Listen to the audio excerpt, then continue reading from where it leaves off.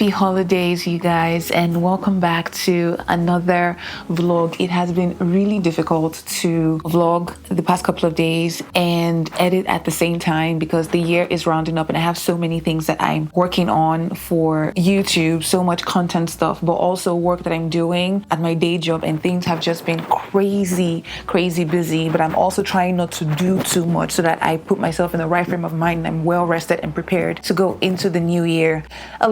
It's a lot to do, but I try to do the same thing that I always do, which is take it one day at a time. That's the best that I can do. Take it one day at a time. So yeah, welcome back. I hope you are doing well. I wanted to start this video off by addressing a comment that I got on TikTok in response to my last vlog, which actually led to a small conversation in the DMs with the person who sent me a message, and I hope the conversation helped. But I asked her if I could share the question here and maybe talk a little bit about some of the stuff that I talked about, just in case it might be helpful to someone else. So I got a comment. She said, "I love your vlogs and saw your Christmas decor video. Please tell me how to do all these things alone. I want to so bad, but I feel awkward decorating just for me." I have been there. I still am there some days. And I think it is a very valid question. I started off by saying, I don't think it is wrong. It is something to work on, but it is not an abnormal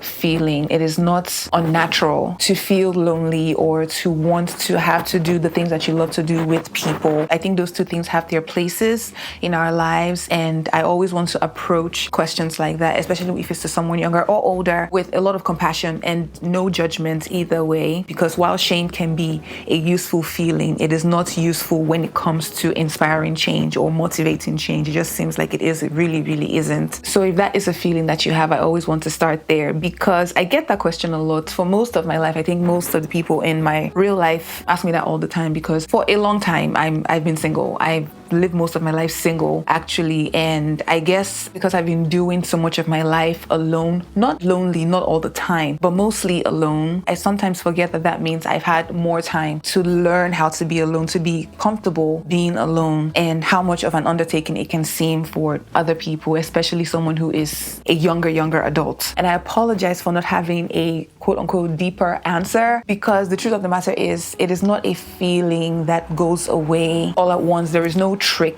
to it. I think learning how to go about your life, how to live your life intentionally, whether or not you have people, comes down to you choosing to have full agency over your life. I think it is simple, but I don't think it is easy. And most of all, I believe it is one of the most important things that you can do is learning how to center yourself and how to make sure that you are in the director's seat of your life and you are dependent on people in a way that fosters community, not in a way that is unhealthy and, in a way where you are leeching onto someone else as the source of your energy. I don't think this belies the need for community. Community is huge and community is important. We are not meant to do life alone. We are meant to be in community with each other. It really helps you become the person that you could be, like the best version of yourself. I don't think can be built outside of community. Those two things go hand in hand. But I think learning how to be your individual self, learning how to exist in your own skin, how to manage your own life, how to manage your time makes you better when you're in community, right? So I guess my answer to it is really hard. I don't have an easy answer. It is going to be uncomfortable. It's going to be hard if it's something that you're not used to, but it is a worthwhile journey. And what other option do you have? If you're younger, it's going to one of those things where you're just going to have to accept that it will take time for it to happen. It's supposed to be uncomfortable. It's not supposed to be easy. It's not supposed to always feel good. There are times when you will need someone to do something. You will want to do something with someone, but if there's no one to do it with, I don't think you should deprive yourself of the joys of living your life because you're waiting for someone to do things with you. It also puts a lot of pressure on the people in your community that you interact with. If you're putting that much pressure on them to be the source of your light and your energy, I think they can be that. A lot of people are that for me because there are times when I'm depleted, when I need someone else to be that for me, but it shouldn't be your primary source. Being uncomfortable sometimes becomes easier. Seeking discomfort becomes easier when you realize that actually is kind of the point of life, because when you're born into your parents, guardians, caregivers reality kind of, and then you hopefully start removing yourself a little bit, and then you meet all these other people, the people you go to school with, the people you interact with as you go into life, and those people start forging your reality. So when you start growing as an adult, I think that a lot of your life's journey would be to sift through all the noise, all the things that you've picked up from other people that have helped shape you into the person that you are, right? You're going to have to sift through all of that and continuously figure out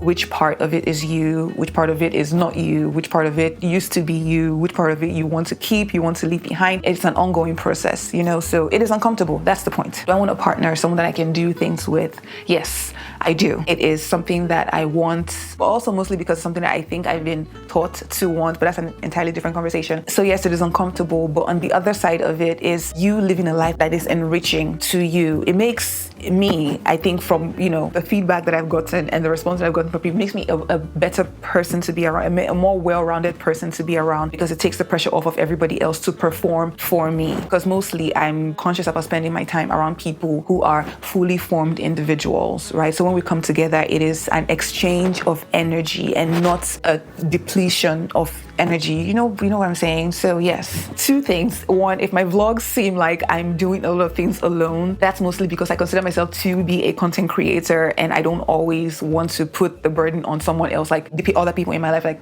putting a camera in their face, unless, like we're doing the thing. There are many things that I do in my real life that I can't really put on camera. I choose not to put on camera because it's just, it's not feasible. I still have to live. And on the other hand, my life is just my life. I've accepted it for what it is. I try to fix what I can, but I also try not to spend most of my life trying to fix my life. I have to live it. You have to live your life, That was a bit of a ramble, but I hope it made sense and was helpful in some way. And now that I've gotten that out of the way, we're going to talk about books, and I'm going to tell you about the 2 books that I just finished and what I'm currently reading. 2 books that I've read recently and I absolutely loved. The first is my book of the month for December, which is The Most Wonderful Crime of the Year by Ali Carter. This is the author of the book that I read in the summer, The Born Identity. I talked about it on my channel when I was reading it in the summer. I love that book so much. There is a tone to her books. She has a tone to her books that is silly and really funny, even though there are very serious things happening in her books. So this book follows 2 authors who I think are signed to the same publisher, but they do not like each other. Well, he clearly likes her, doesn't know why she doesn't like him, but he enjoys teasing her. And she has certain reasons for not liking him, but all the reasons kind of fall apart the more they get to know each other. It's a whole big misunderstanding, I think, on her part. And the both of them over Christmas are invited to Ireland, or was it Scotland? I should check. Oh, it's an English estate that is really, really close to Ireland. So they're invited by a famous author, an author who's much older, much more prolific than they are, and they're actually fans of. They're invited to her estate for the holidays, and they go there and she goes missing. The author who invited them goes missing, and it becomes this mystery party type of thing where they're trying to figure out what happened. People get shot. There is a murder. It becomes a whole thing, and they have to figure it out before they leave, because their lives end up being in danger. Well, one of their lives end up being in danger, and the plot unfolds. They get to know each other, get to experience each other, get to fall in love with each other. It's all Christmassy, it's all mysterious. And I automatically love when authors write about authors, when the main characters in a book is an author. I think it's a little meta thing going on. I enjoy when it's done really, really well, and I thought that this was done well. So yes, I recommend this. It is a light read. I read it in a day, one of my light days. I'm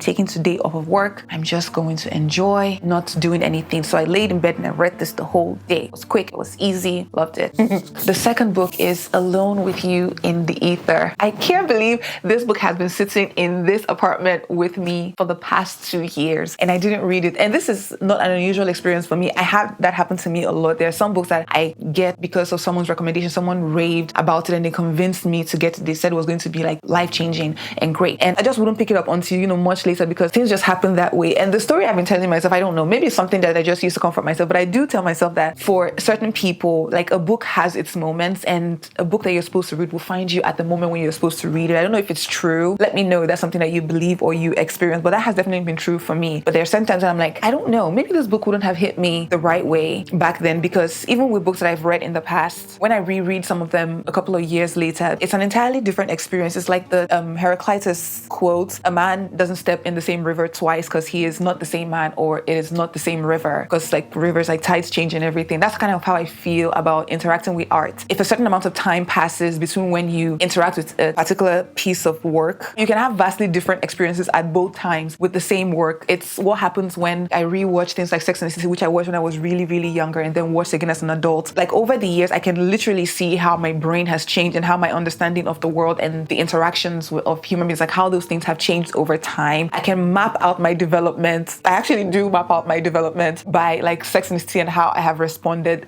to that show over the past like 15 years. It is so funny. So I think about that with books too. And my God, let me go back to the point. Having like read this book now, I don't think I would have had the exact same experience that I had reading it 2 years ago. I think I would have thought it was nice and it was cute. Even now, as much as I enjoyed it, I don't still know how I would explain this book to someone if I was going to recommend it. It is a book about two people falling in love, because that really is what the book is about. It is these two people, these two flawed, well, not flawed, I don't think they're flawed people. I mean, they are flawed because they're human, but I don't consider like the attributes that we find out about Aldo and Reagan like flaws in this book. I think they are imperfect people who have certain traits and certain conditions that maybe would make them seem a little difficult to interact with. But following their story and listening to them, because I listened and looked at the hard copy at the same time when I was reading, having the both of them interact and like following the journey of them getting to know each other, getting to understand each other like over the course of time, and just watching them fall in love. Oh my God. To be loved is to be seen, is to be known, is to be understood,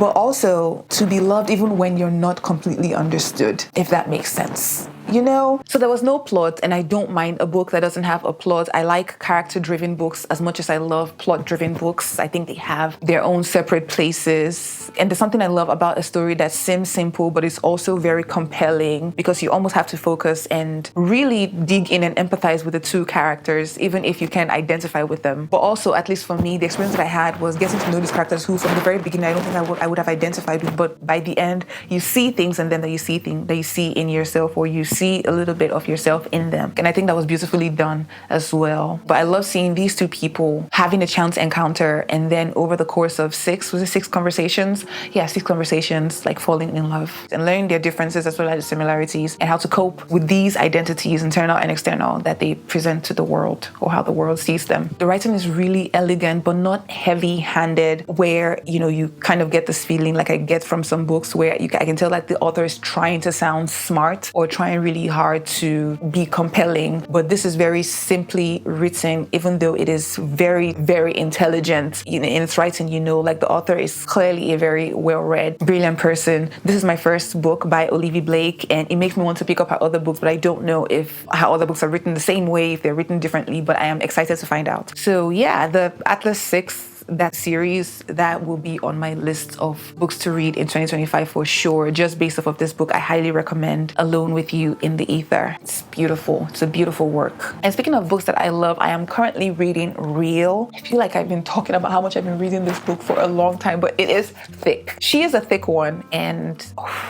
so good. It's so good. I can't wait to finish it and then tell you what I think about this book. But yes, I'm currently reading Real. It's going well. That's it for my TBR. I still have a lot of catching up to do when it comes to my reading list for 2024. I think I have about 7 books more to go. So wish me luck. How's your reading going if you are reading? And how's the holiday season going for you? Let me know in the comments. And yeah, happy reading.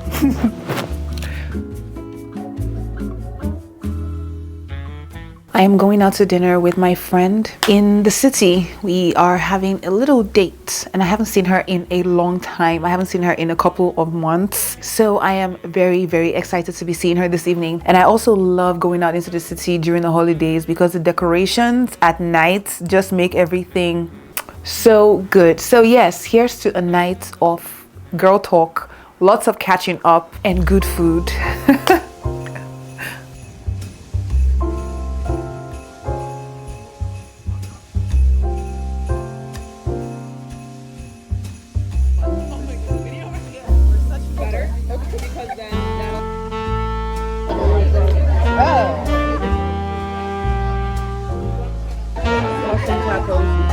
Thank you.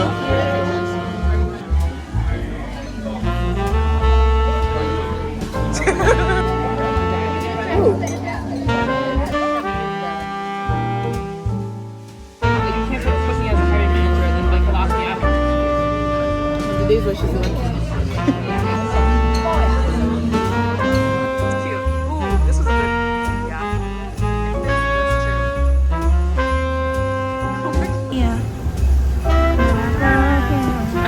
Mama. Yeah. I know. I said that is the taxi cab.